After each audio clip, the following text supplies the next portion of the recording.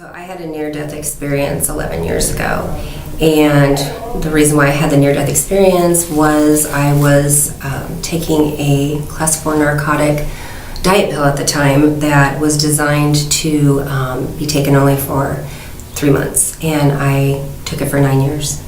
And what happened was it did a lot of damage to my heart and my lungs, and I got to the point where I was losing my breath constantly. I wasn't able to breathe. I wasn't able to get air into my lungs anymore. They weren't opening, and all of my organs started shutting down one by one, and my heart, I could feel it beating slower and slower, and I would do things like jump up and down, and I couldn't get any air into my lungs, and my heart just wasn't cooperating, and I lost consciousness as a result, and took my last breath. And as I took my last breath, that's when I left my body. And I remember as I'm leaving my physical body, floating up to the ceiling and glancing down one more time at the paramedics that were coming to help me, and knowing that that was me, and yet I was up above at the same time with the real me, the spiritual soul, watching all of these events unfold. And I let go. And as soon as I chose to let go, that's when I was embraced by this incredible light in this tunnel that propelled me at an incredible force. It was so powerful and so magnificent, so loving. I've never ever felt this kind of love before, and it's really a challenge to put in words to describe the magnitude of the love and the embrace that I felt in this tunnel. And I effortlessly was propelled with force and got to the very top of the end of the tunnel where the light was. And in that very moment, I was delivered into the hands of God. And God and I stood together, and God was on my right, and heaven was behind us. And I was very aware that heaven was a planet. And God and I stood together. And as we're looking out in front of us at the galaxy and all of the stars in front of us, I hear in my left ear, it was a vintage sounding projector, and it sounded like a movie was starting.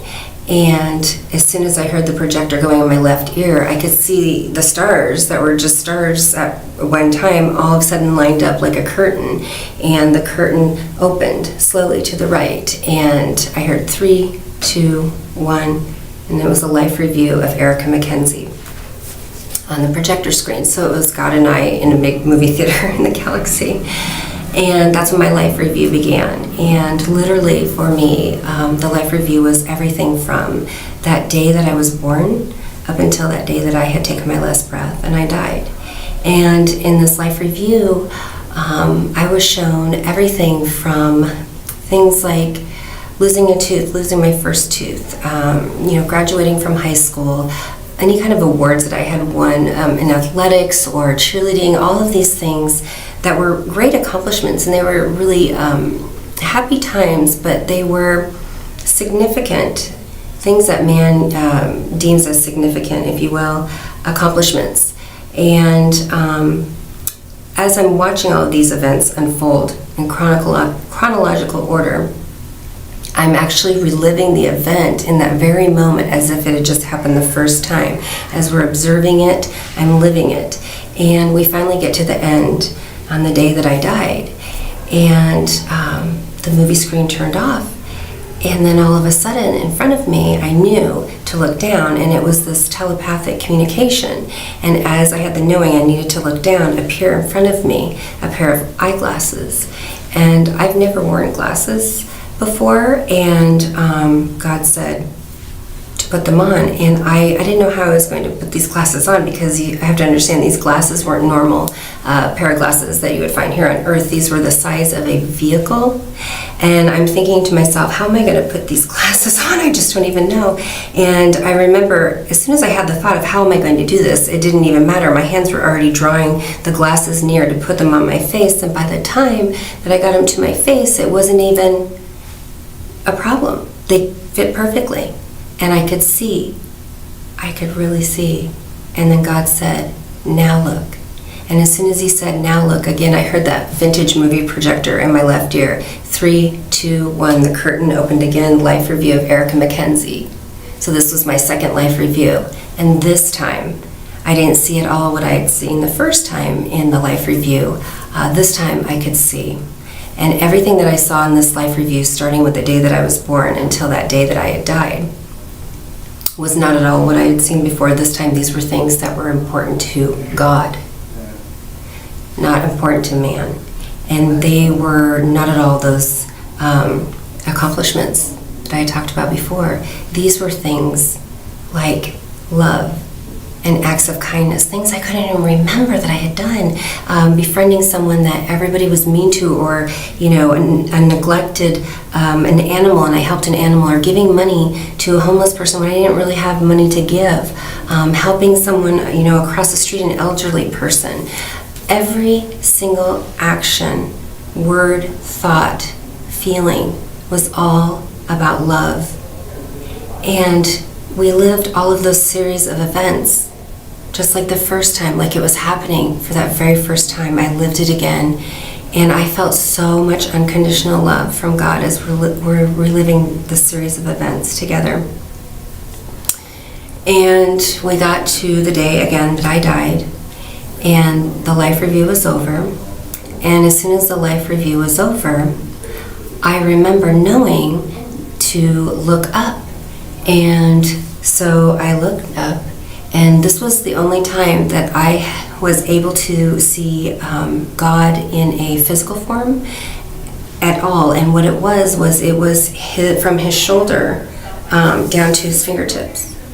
And his arm was bigger than a semi-truck. And I remember him making the motion to look up like this, and that's what he did with his arm. And I looked as high as the highest stars, and I could barely see anymore. It was so high up in the air. And I watched, and I looked in the palm of his hand, and in the palm of his hand appeared a rock, a single, large, huge boulder, if you will, rock. And God and I watched together, and I watched him let loose the rock. And the rock was falling, and it was falling for such a long time. It seemed like just forever. And we're watching this rock fall together, and I hear him say, "I am the rock. I am the light." And when he said, "I am the light," the rock was glowing. It was the most incredible, powerful light. It was so brilliant, in fact, almost blinding, but yet I was able to keep watching it. And as the rock came right in front of us, and it's still falling, in front of me appeared the largest body of water, larger than the largest ocean, if you can imagine. I couldn't even see the borders outstretched all around me. And we watched this rock fall, and it fell into the ocean, and it made one single ripple, just one. And we watched that single ripple grow together, and that single ripple, it grew and it grew and it grew until you couldn't even see the borders of that ripple anymore. And God said to me, "You are the rock. You are the light. You are the ripple that affects mankind." And I knew in that very moment, with the 2 life reviews, what that meant. And it wasn't about just me, Erica. It was about each and every one of us being that very rock when we're here on this journey, this earthly journey as humans, that we affect each and every person, even if we never meet them, just like that rock did in that water and the rippling effect. And I understood what that meant. And then as soon as we were done with the rippling effect, God told me to look again. And I remember looking to my right this time. And all of a sudden, in front of me, to my right, I look out, and I'm like, those are shelves. And on these shelves, all of a sudden, they're brilliant white. And I mean, the colors, I can't even begin to describe in human words the magnitude of the colors. But what I can tell you is the colors were so magnificent that they took on a life. To be alive, if you can imagine having a life, but they were alive. They were so full of life. And these shells, on all these shelves, they went as high as the highest stars. And there was presents, gifts, if you will, like at Christmas. And not one gift was the same, not one. And I remember knowing to look out to the galaxy to my left, looking as far as I could past all the stars and planets, as far as it could go. And the shelves kept on going with gifts on them. And then I remember knowing to look to my right, and I looked behind me to my right, and I kept on looking as far as I could, and the shelves kept on going with gifts. Not one gift was the same, and there were so many. And God said to me, Erica, in life, I give each and every one of you gifts, and they're all different, because that is part of my plan. And he said, when you were born, I gave you the gift. I gave you the gift of patience, and I gave you the gift of beauty. And I'm such a rule follower, I can't believe I argued with God. I didn't argue in a mean way, but when he said that, I found myself communicating and thinking the thought, oh no, God, that can't be right.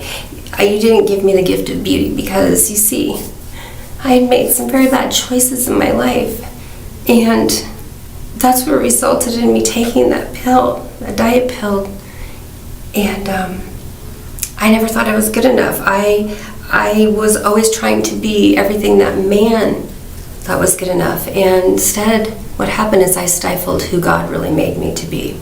And he stopped me and he said, Erica, again, I gave you the gift of patience, and I gave you the gift of beauty. And in that very moment, I knew what that meant. That beauty came from within my heart.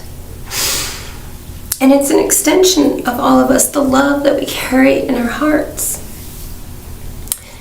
And I looked at all of the gifts on the shelves, and I knew how significant and beautiful and wonderful each and every one of these gifts that he gives all of us are. And in life, he said, he has more gifts for each and every one of us. Each and every one of us. And all we have to do to get those gifts is ask. But then we have to be able to be quiet and listen to receive them. And that was something that I was told quite a few times in heaven. My experience in heaven, I feel like I was there for a lifetime, and I learned so many lessons. God and we shared so many. But I want to share with you one of the lessons that I call the last lesson. And it was, in fact, the last lesson that God and I shared before I returned to earth. And this time, God had told me to look to my left. And I looked down to my left, and all of a sudden appeared in front of me earth. And I'm watching and I'm looking at earth, and all of a sudden I'm noticing something strange about it. And I pay attention, I look a little bit closer, and I see that the earth was engulfed in flames everywhere, all over the planet, flames. And I began to panic, because it was the first moment that I thought about my family. And I looked down and I'm thinking, oh my gosh, my kids are down there, my family, my husband, my parents, my sister. And I was panicking because there's these flames. And I looked at God, and he was on my right. And all of a sudden I knew to look down in front of me again, and again appeared those glasses. Now, the first time I had put the glasses on, I could see what I didn't see before. And already knowing that I'm seeing flames without glasses, I didn't want to put them on. I didn't want to see what I hadn't seen. I was afraid. But it didn't matter. As soon as I saw the glasses again, they were coming on me, and I felt my hands drawing them to my face, and I put them on. And as soon as they were on my face, I found myself looking. And God and I together looked again this time. And this time, I looked, and all between each and every one of the flames all over the planet were these silvery white things lifting off. And I'm looking and I'm focusing, and I noticed, oh my gosh, those are souls. Those are people. And they're fine, they're unscathed. They're lifting off in between the flames unscathed. And they were coming up behind us and going into the planet, which was heaven. And I was so excited, I was so relieved, and I said, oh my gosh, God, look, they're fine, they're okay. And all of a sudden, I was so happy, I was so joyful, but at the same time, this was the very first time in my whole experience with God that I felt this incredible magnitude of sadness from God. And I said, no, look, good, it's okay, they're not hurt. And he looked at me and he said, Erica, it's free will. And I didn't understand what that meant at first, because to me, everybody was fine.